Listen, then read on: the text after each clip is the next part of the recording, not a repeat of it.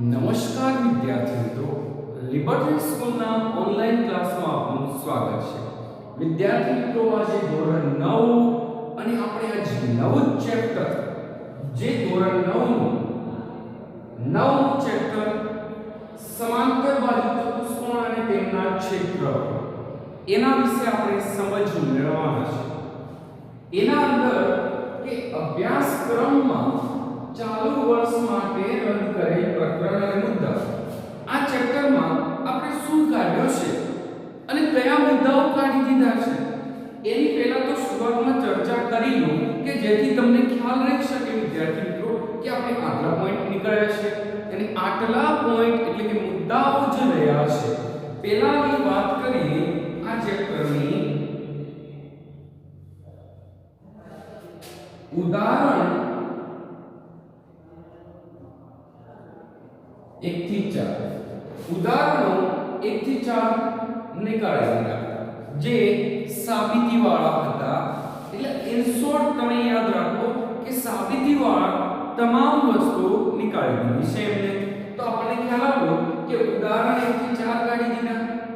પછી બીજું શું કે સ્વાધ્યાય 9.1 પૂરેપૂરું કાઢી દીધું. સ્વાધ્યાય 9.1 આખે આખો કંઈ પણ બાકી નહીં, એક પોઈન્ટ પણ આનો લીધો નથી. પછી સ્વાધ્યાય 9.2 એ પણ પૂરેપૂરું કાઢી દીધું છે. આવા પણ એક પોઈન્ટની ચર્ચા નથી કરી. તમામે તમામ 9.2 ના તમામ મુદ્દાઓ કાઢી દે ભાઈ, આની કોઈ જરૂર છે નહીં. અને લાસ્ટ સ્વાધ્યાય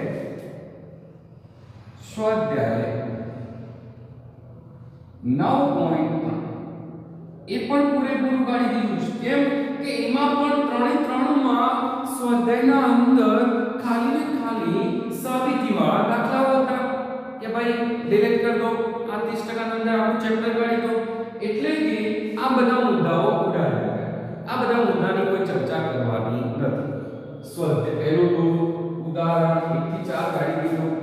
પછી સ્વાધ્યાય 9.1 આખી આખું કાઢી દીધું. પછી સ્વાધ્યાય 9.2 એ પણ આખી આખું કાઢી દીધું. પછી સ્વાધ્યાય 9.3 એ પણ પૂરેપૂરું કાઢી દીધું. તો હવે આપણને એક પ્રશ્ન થાય કે સાહેબ આ ચેપ્ટરમાં રહ્યો શું? તમે ઉદાહરણ કાઢી દીધું, સ્વાધ્યાય કાઢી દીધું, તો રહ્યો કયો એની આપણે કોઈ ચર્ચા કરી લઈએ. બાજુમાં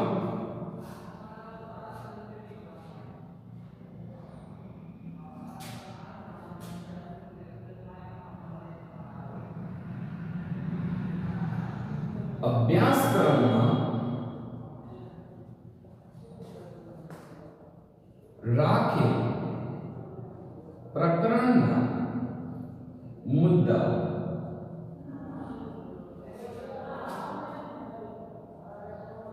9.1 પ્રસ્તાવ 9.2 એક જ પાયા ઉપર અને સમાંતર રેખાઓની વચ્ચેની આકૃતિ જેમાં પ્રમેય 9.1 થી 9.3 માં પ્રતિજ્ઞાની સમજ આપવી. 9.3 માં એક જ પાયા ઉપર અને સમાંતર રેખાઓની વચ્ચેના સમાંતર બાજુ ચતુષ્કોણ અને 9.4 એક જ પાયા ઉપર અને સમાંતર રેખાઓની વચ્ચેના આવેલ ત્રિકોણ. વિદ્યાર્થી મિત્રો, હવે આપણને એવો પ્રશ્ન થયો કે સાહેબ તમે તો કીધું કે આ બધા પોઈન્ટો કાઢી દીધા, સ્વાધ્યાય કાઢી, બાકી શું બધું ચેપ્ટરમાં રાખેલ મુદ્દા આપણે થોડુંક એનું પણ ચર્ચા કરી લઈએ કે અભ્યાસક્રમમાં રાખેલ પ્રકરણ અને એના મુદ્દાઓ વિશે. પહેલું 9.1 પ્રાસ્તાવિક, એટલે કે આ ચેપ્ટરમાં શાનો સમાવેશ થયો છે એના વિશે પ્રસ્તાવના એ રાખ્યું છે. પછી 9.2 એક જ પાયા ઉપર અને સમાંતર રેખાઓની વચ્ચેની આકૃતિ. એક જ પાયા ઉપર હોય અને બે સમાંતર રેખાઓ વચ્ચે આવેલી આકૃતિની સમજ વિશે માહિતીની ચર્ચા કરવી. એના પછી પ્રમેય 9.1 થી 9.3 માં પ્રતિજ્ઞાની સમજ આપવી. ખાલી ને ખાલી ઉપરની હેડર સાબિતીની જરૂર નથી,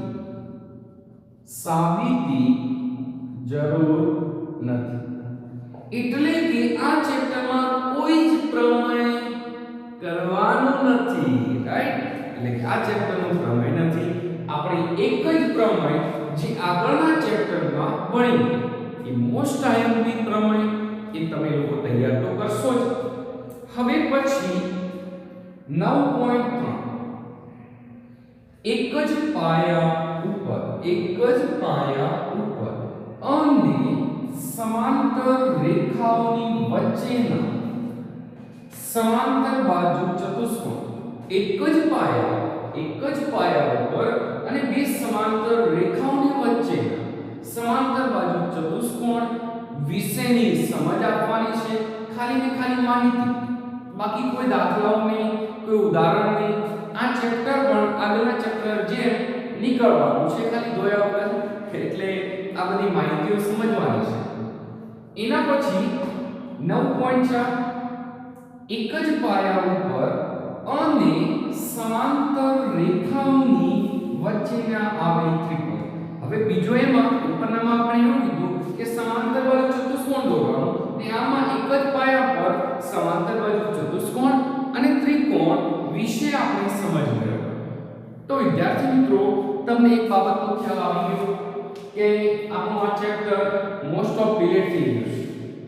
ખાલી ને ખાલી એની પ્રાથમિક માહિતીઓ વિશે જ આપણે અભ્યાસ કરવાનો છે, બાકી વધારે પડતી માહિતીઓ ઉતરવાનું નથી.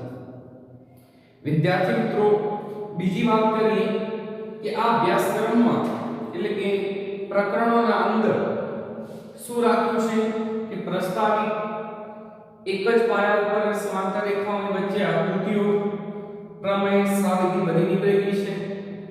અને બે સમાંતર રેખાઓ વચ્ચે બીજો સમાંતર ચતુષ્કોણ અને બે સમાંતર રેખાઓ વચ્ચે આવેલા ત્રિકોણો વિશે અભ્યાસ આપણે કરશું આ ચેપ્ટરના અંદર.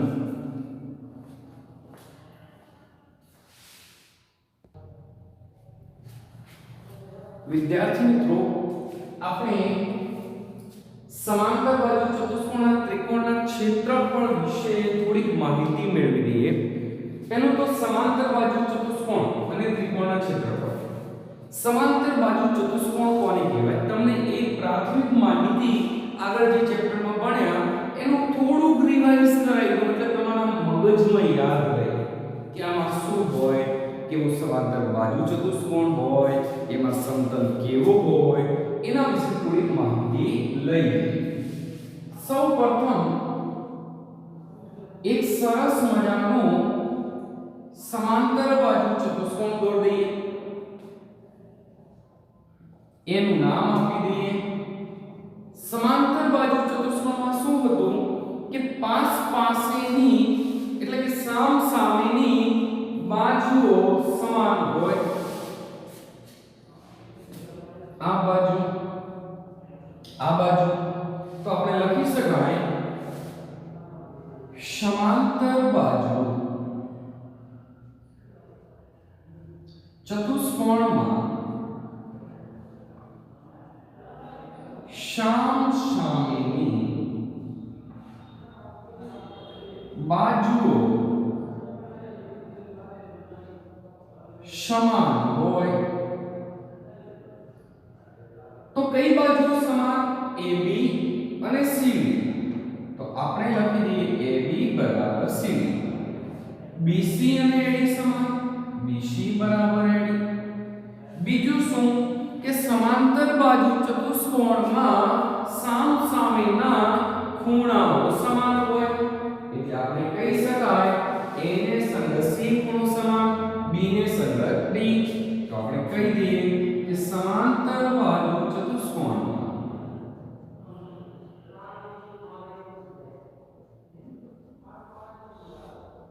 સામસામેના ખૂણાઓ સમાન હોય તો આપણે કહી શકાય A ને સંગત C ખૂણો સમાન A બરાબર C B ને સંગત D ખૂણો સમાન B બરાબર D આના પછી શું કે સમાંતર બાજુ ચતુષ્કોણના વિકર્ણો પરસ્પર દુભાગે છે તો આપણે લખી દઈએ કે સમાંતર બાજુ ચતુષ્કોણના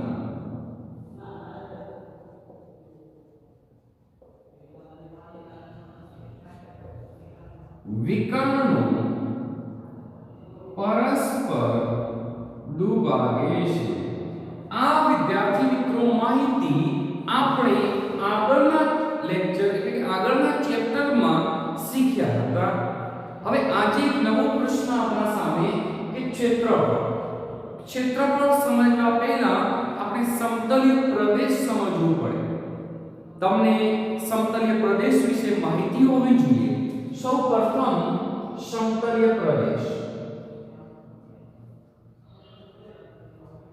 સમતલીય પ્રદેશ વિશે વિદ્યાર્થી મિત્રો તમને માહિતગાર હોવા જોઈએ સમતલીય પ્રદેશ કોને કહેવાય આ એક સરળ બંધ આકૃતિ છે કેવી છે સરળ બંધ આકૃતિ દ્વારા ઘેરાયેલા આ જે ઘેરાઈ ગયું છે આ ઘેરાયેલા સમતલના ભાગ ને જે સમતલનો ભાગ છે અને તે આકૃતિને સમતલીય પ્રદેશ કહેવામાં આવે તો વિદ્યાર્થી મિત્રો આપણે થોડું પોઈન્ટ કરીને ચર્ચા કરી લઈએ તો શું કહીશું કે સરળ બંધ આકૃતિ દ્વારા કેવી સરળ બંધ આકૃતિ દ્વારા આપણે લખીએ સરળ બંધ આકૃતિ દ્વારા રાઈટ સરળ બંધ આકૃતિ દ્વારા ઘેરાયેલા આ જે ઘેરાયેલું છે એ ઘેરાયેલા સમતલ ભાગને આ ઘેરાયેલ સમતલ ભાગ ઘેરાયેલ સમતલ ભાગને રાઈટ આ જે ઘેરાયેલું જે છે એ સમતલ ભાગને તે આકૃતિનો સમતલીય પ્રદેશ કહે છે તે આકૃતિનો સમતલીય પ્રદેશ કહે છે આ થઈ આપણે સમતલીય પ્રદેશ વિશે માહિતી તો આકૃતિનું ક્ષેત્રફળ કોને કહેવું એના વિશે આપણે સમજીએ ક્ષેત્રફળ રાઈટ ક્ષેત્રફળ કોને કહેવાય પહેલા તો આ જે સમતલીય પ્રદેશ છે આ સમતલીય પ્રદેશના પરિમાણ જેને આપણે માપ કહીએ છીએ આ જે આકૃતિનું સાંભળજો વિદ્યાર્થી મિત્રો જે આ સમતલીય પ્રદેશના પરિમાણ જેને માપ કહીએ છીએ જે માપને આકૃતિનું ક્ષેત્રફળ કહીએ છીએ તો આપણે કહીએ આ સમતલીય પ્રદેશના પરિમાણ આ એટલે કે આપણે આ સમતલીય પ્રદેશના પરિમાણ આ સમતલીય પ્રદેશના પરિમાણ એટલે શું ઘણાને એવું થાય પરિમાણ કે માપ જેને માપ અથવા માપને પરિમાણ અથવા માપને આકૃતિનું ક્ષેત્રફળ કહે છે. આ વિદ્યાર્થી માહિતીથી આપણા કોઈ પણ સમતલીય પ્રદેશ આ જે ભાગ છે એ સરળ બંધ આકૃતિ દ્વારા ઘેરાય જે આ સમતલના ભાગને તે આકૃતિનો સમતલીય પ્રદેશ કહેવાય. આ જે સમતલીય પ્રદેશને પરિમાણ અથવા એનું માપ કહી શકાય. જે આકૃતિનું આપણે કહી શકાય એનું ક્ષેત્રફળ છે. વિદ્યાર્થી મિત્રો તમને ખબર હશે કે આપણે આગળ લેક્ચરમાં એકરૂપ વિષયમાં ભણ્યા હતા. એકરૂપ એટલે શું? થોડું યાદ કરો. એકરૂપ આપણે કોને કીધા હતા? કે જે આકૃતિના આકાર અને કદ સમાન હોય તેવી આકૃતિને એકરૂપ આકૃતિ કીધી હતી. તો એનું પણ આપણે ચર્ચા કરી. એકરૂપ આકૃતિ તો આપણે કહીએ કે જે બે આકૃતિના આકાર અને કદ બંને સમાન હોય તેવી બે આકૃતિને એકરૂપ આકૃતિ કહેવાય. તો જે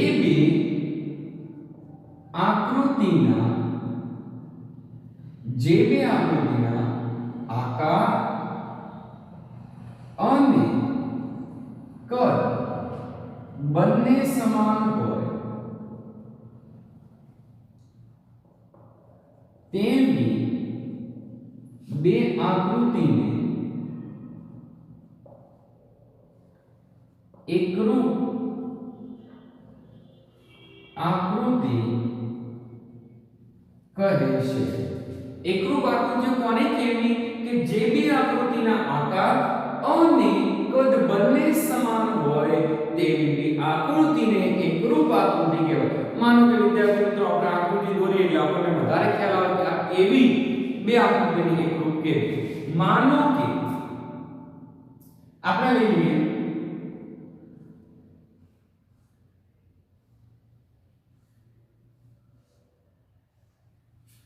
આમ જોવા જઈએ તો આકાર સમાન થોડા કરવું પડશે. આ થોડું લંબાઈ દે. આમ જોવા જઈએ હવે બંને આકાર સમાન છે.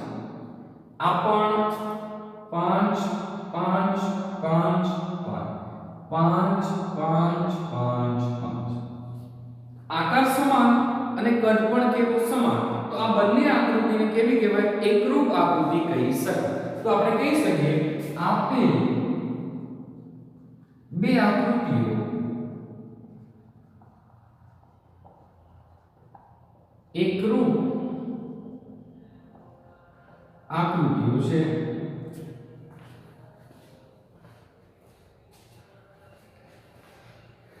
વિદ્યાર્થી મિત્રો આપણે સરળ એવા એકરૂપ આકૃતિ વિશે માહિતગાર થયા. ત્રિકોણના માપ વિશે માહિતગાર થયા.